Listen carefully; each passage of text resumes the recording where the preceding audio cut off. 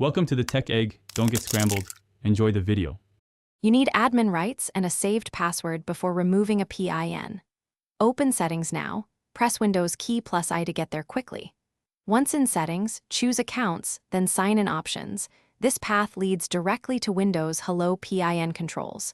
You must verify your identity, so be ready to enter your current password or use a fingerprint if prompted. While this is simple, doing it immediately reduces lockout risk. Make sure you have another sign-in method active before proceeding. Once you've reached the Windows Hello PIN panel, click Remove to begin. You'll be asked to authenticate. Enter your account password because removing a PIN requires verification. After authentication, confirm the action. Windows removes the key tied to the TPM and updates sign-in policies. If you use a Microsoft account, expect a brief sync.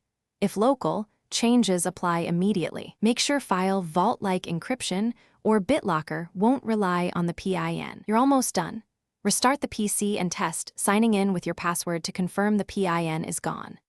If removal fails, open Settings again and try removing after signing out and back in. Sometimes a reboot clears locked credential providers. If you get TPM or system errors, don't clear TPM impulsively. Backup BitLocker recovery keys first and consider temporarily removing device from Azure AD or re-enabling the admin account to retry. This one troubleshooting tip prevents accidental data loss and keeps access intact.